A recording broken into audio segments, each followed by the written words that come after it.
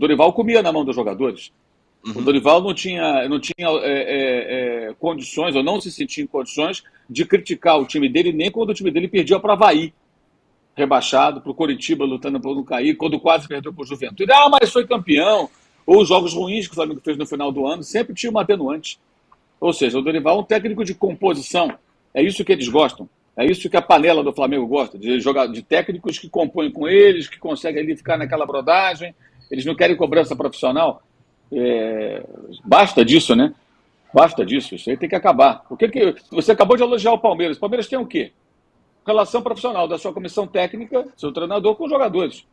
Por que alguns saíram? Porque já não serviam mais para os objetivos do Palmeiras, esportivos. Jogador campeão, jogador que fez gol de título sul-americano, foi embora. Foi embora porque ele já não era mais o tipo de jogador que o Palmeiras tinha interesse. Perfeito. Assim que deve ser. O Flamengo faz o contrário. Né? Então, acho que a questão é um pouco mais complexa. Assim, esse recorte do Dorival, nota 10, é uma narrativa muito falsa. Porque fica parecendo que tudo era maravilhoso quando o Dorival estava. Não era. Não era. O Flamengo não faz um grande jogo desde setembro do ano passado. O Dorival foi o técnico até o final do ano. Ou seja, ele também foi campeão jogando mal. Não apontava numa direção que fosse positiva, nada, pelo contrário. Pelo contrário. Então, o Flamengo está tentando e não consegue também mudar esse cenário porque os dirigentes são omissos em relação aos jogadores. Esse jogo, por exemplo, agora lá no Chile, na quarta-feira, muita gente reclama, que escalou o Vidal, escalou não sei quem, tem vários jogadores fora de combate. Ele mudou 6 atletas em relação ao jogo contra o Corinthians, porque é preciso, não é só o Diniz que tem que revezar o time, os outros técnicos também têm que fazer isso. E qualquer time que o Flamengo colocasse em campo, pelo seu elenco, qualquer escalação, tinha obrigação de ganhar do Ñublense, que é um time muito modesto, que nem joga no seu estádio, joga em Concepción, é outra cidade, estádio é maior, a torcida não lota aquela cancha, fica longe do campo, não tem pressão, não tem altitude, não tem nada. É um adversário frágil. E o Flamengo, mesmo assim, não só empatou, como correu o risco de perder. Porque é um time indolente, com alguns jogadores que realmente parece que jogam como se fosse ganhar a qualquer momento, desinteressados. Não foi esse jogo apenas, são vários jogos, e nada acontece com eles. E ainda tem a pérola do senhor Felipe Luiz, que deu uma declaração de que o problema não é físico, é técnico. Não é físico. Então eu vou citar aqui alguns jogadores que estiveram recentemente machucados ou estão no departamento médico, tá?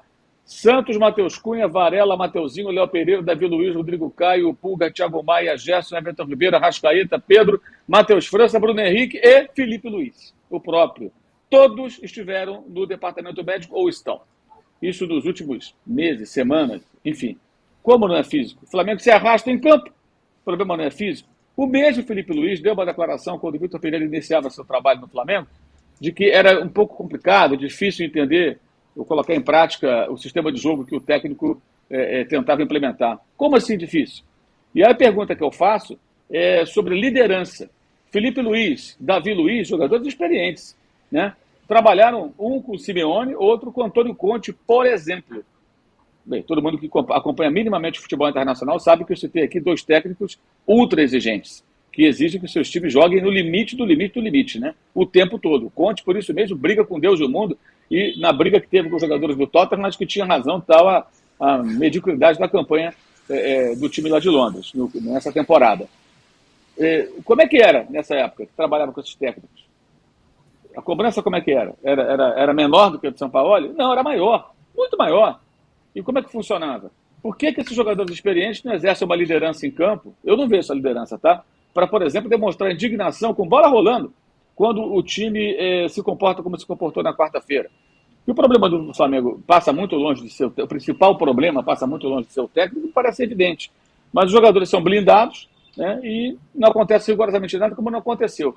Da mesma maneira que o Flamengo rescinde o contrato de técnico e paga a multa, eu acho que deveria rescindir de alguns jogadores e pagar a multa rescisória. Assim, o elenco já foi bem renovado, mas precisa mais. E tem jogadores ali que têm a relação custo-benefício muito baixa. E não é só o Arthur e Vidal, não. Tem mais gente que tem a relação custo-benefício baixa e convivem num ambiente de permissividade de uma diretoria que é omissa e que não toma nenhuma atitude diante de absurdos como o jogo da quarta-feira lá no Chile. Uma vergonha. Agora, se quiserem ficar a vida inteira com um técnico que vai comer na mão dos jogadores, contratar um com o perfil do Dorival, que é o cara que fica ali contemporizando, vai levando e tal, como ele fez. O próprio Ceni foi assim. em 2020, Uhum. embora não seja exatamente essa sua natureza. O Ceni compôs com o grupo, escalou todos os caciques do time e foi campeão brasileiro, campeão carioca, ganhou a Supercopa, Taça Guanabara e mandaram ele embora. Ou seja, se é isso, se são reféns, né, tem que procurar técnico assim. Então, o que foram buscar Vitor Pereira, Paulo Souza, Sampaoli? Esses caras são de outro perfil, de outro perfil. Se o Abel Ferreira fosse amanhã para o Flamengo, sabe o que ia acontecer? Também não ia dar certo dessa maneira, porque ele vai querer botar para trabalhar de uma maneira, não vai trabalhar. Se o Guardiola chegar lá, não vai dar certo. Com ninguém vai dar certo, gente. Isso é óbvio. O Flamengo é refém de alguns jogadores de um elenco acomodado, indolente, e que é impressionante como nada acontece com os jogadores. Nem cobrança profissional você vê. Cobrança que eu falo é cobrança séria de cima para baixo. Como em qualquer ambiente de trabalho quando as coisas vão mal. Né? E lá não tem isso. Jogam tudo para cima do técnico para ver se o técnico resolve. Mas o cara acaba sendo triturado pelo grupo. Essa declaração do Felipe Luiz era para a diretoria chamá-lo e perguntar: vem cá, o que você quer dizer? Estou falando de um cara que é bem inteligente. Estou tentando decifrar o que ele quis dizer com isso, porque eu não consegui ainda compreender. O problema não é físico, é técnico e tático. Como assim? Eu li aqui a lista de jogadores que estão ou passaram recentemente pelo departamento médico. Contra o Corinthians, parte da torcida vaiou o técnico, que colocou em campo o Arthur Vidal no lugar do Pulga. O Pulga sentiu câimbras. E só tinha um jogador de meio campo no banco, que era o Vidal. Porque o outro, que era o Vitor Hugo, entrou no começo da partida. Por quê? Porque o Arrascaeta estava machucado de novo, sentindo lesão agora no aquecimento. Mas olha, ontem o Bielsa fez a convocação da seleção do Uruguai. É claro que ele convocou o Arrascaeta. O técnico argentino pode ficar tranquilo que ele vai contar com o Arrascaeta até o dia da apresentação. Eu tenho certeza que ele vai estar saudável, forte, como estava lá no Catar, e vai vestir a gloriosa camisa celeste com toda a empolgação. Agora, o jogo do Flamengo, já não sei se ele vai poder ficar à disposição do técnico ou não. Aí é uma grande interrogação.